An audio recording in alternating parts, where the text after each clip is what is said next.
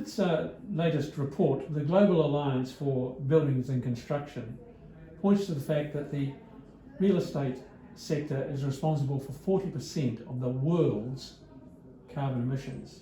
I'm speaking with Jez Johns, a spokesperson for JLL in New Zealand, about what this company is doing to help correct the situation.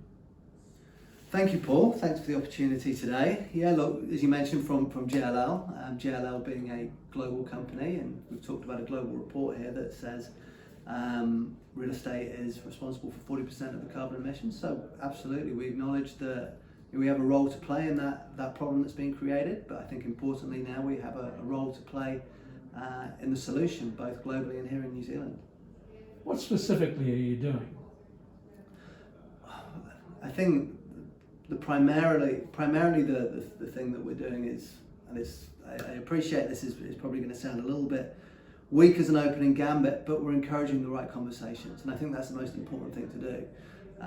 We need to make sure that the conversations are taking place between the right people within the industry, but also with government. We're lobbying government pretty hard around things like the build to rent possibility here in New Zealand, and we know as that's one way in which real estate can respond to the problems that we have of climate change and use real estate potentially in a way that's going to make a tangible difference to the future. So is the solution just more talk? Certainly not more talk, no. It is turning that talk then into actions, which is, I say, why we're lobbying government pretty hard. And we're also using our global network to inform these conversations that we're having here in New Zealand. We've seen what is happening overseas, we've seen what works and what doesn't, and we want to make sure that we bring that level of expertise here into New Zealand and play a real tangible role in making a difference. Is New Zealand better or worse than other countries? I think we have a desire to be better, and I think we can look at, from a global perspective. Last year through COVID, we've seen emissions dip 8%.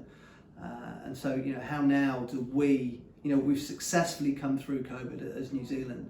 I think we've got a great opportunity to harness some of those behaviours that we exhibited last year in making a really successful transition out of COVID to use those now to springboard for further. So your solution is to lock us all at home? Absolutely not. But it's interesting. You look at what is the future of work, and we know full well that everyone's not going to continue working at home for the rest of their lives, and it's not going to happen globally. But those behaviour changes that have been accelerated through COVID are here to stay now. So we're looking at what does a hybrid working model look like. So X% of workers will choose to stay at home for a bit longer. And so what will be the response of the real estate industry to that? What will offices look like? Offices are going to look different. We're not going to have to cater for the same amount of people day in, day out. But how are we going to manage to welcome people into the office when they need to come in? And how are we going to provide for them to get in at a rate of low emissions? So that comes back into urban planning. What is the interface between buildings? Where you live, where you play, where you work.